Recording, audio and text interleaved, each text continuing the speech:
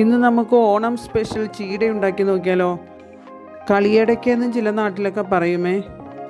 പെർഫെക്റ്റായി എങ്ങനെയാണ് ചീട ഉണ്ടാക്കണമെന്ന് നോക്കാം.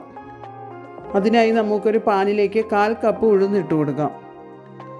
നല്ല കളർ മാറുന്നിടം വരെ അതൊന്ന് വറുത്തെടുക്കണം. ഇപ്പോൾ അത് നന്നായി മൂത്ത് കളറെല്ലാം മാറിയിട്ടുണ്ട്. നമുക്കത് പാത്രത്തിൽ നിന്ന് മാറ്റാം. അതേ പാനിലേക്ക് തന്നെ 2 കപ്പ് പത്തിരിപ്പൊടി ഇട്ട് കൊടുക്കാം. നല്ല നൈസ് അരിപ്പൊടിയാണ് ഇതിന് വേണ്ടത്. വറുത്ത അരിപ്പൊടിയാണെങ്കിലും ഒന്നും കൂടെ നമുക്ക് വറുത്തെടുക്കണം. ഇത് ഞാൻ കടയിൽ നിന്ന് മേടിച്ച അരിപ്പൊടിയാണേ.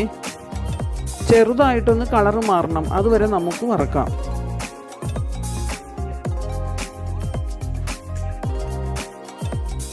ഇവിടെ എല്ലാം ഒന്ന് കളറൊക്കെ മാറി നന്നായി ഫ്രൈ ആയിട്ട് വന്നിട്ടുണ്ട്. ഇതാണ് അതിൻ്റെ ഒരു പാകം.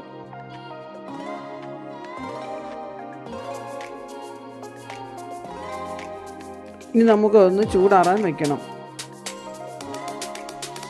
നേരത്തെ വറുത്ത് വെച്ചിരുന്ന ഉഴുന്ന് മിക്സിയിലിട്ടൊന്ന് പൊടിച്ചെടുക്കാം. ഇനി നമുക്ക് വറുത്ത് വെച്ചിരുന്ന അരിപ്പൊടി ഒന്ന് അരിച്ചെടുക്കണം.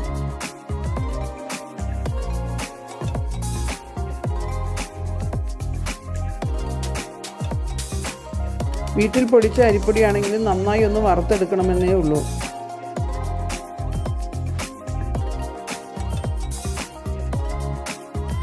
വറുത്തത് കാരണം അധികം കട്ടകൾ വല്ലതും ഉണ്ടോ എന്നറിയാനാണ് അരിച്ചെടുക്കുന്നത്.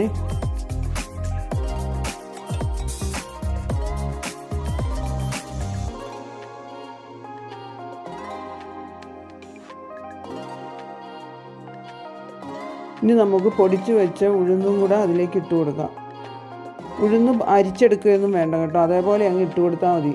അത്യാവശ്യം നൈസായി തന്നെ ഉഴുന്ന് പൊടിച്ചെടുക്കാം. ചെറിയ ചെറിയ തരികളുണ്ടെങ്കിലും കുഴപ്പമില്ല. കുറച്ച് ഉപ്പും ഇട്ട് കൊടുക്കുന്നുണ്ട്. 1/2 കപ്പ് തേങ്ങ കുറച്ച് ജീരകവും ചേർത്ത് ചതച്ചതും കൂടെ അതിലേക്ക് ഇട്ട് കൊടുക്കുന്നുണ്ട്. ഇനി ചേർക്കുന്നത് ഒരു വലിയ ടേബിൾ സ്പൂൺ ബട്ടറാണ്. എല്ലാം കൂടെ നന്നായി ഒന്ന് തിരുമ്മി കുഴച്ചെടുക്കാം.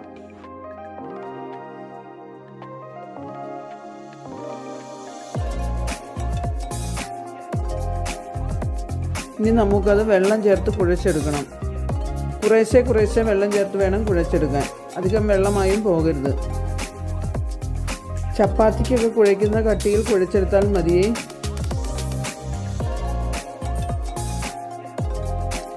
നന്നായി ഒന്ന് പ്രസ് ചെയ്തും കൂടെ അത് കുഴച്ചെടുക്കാം. മാവ് ഈ ഒരു പരുവത്തിലിരിക്കണം.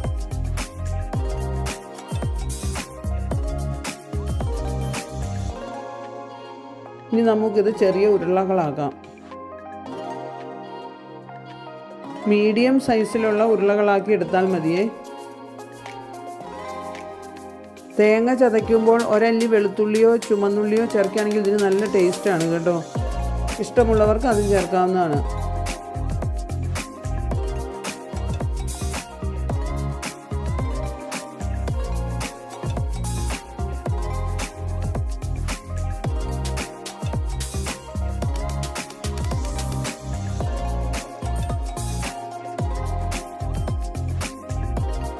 എണ്ണ നേരത്തെ തന്നെ ചൂടാകാൻ വെച്ചിട്ടുണ്ടായിരുന്നേ.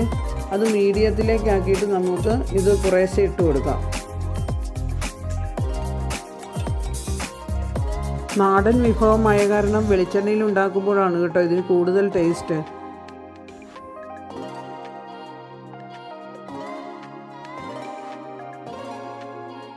ഇടയ്ക്കൊന്ന് പൊട്ടിപ്പോകാതെ നമുക്കൊന്ന് ഇളക്കി കൊടുക്കാം.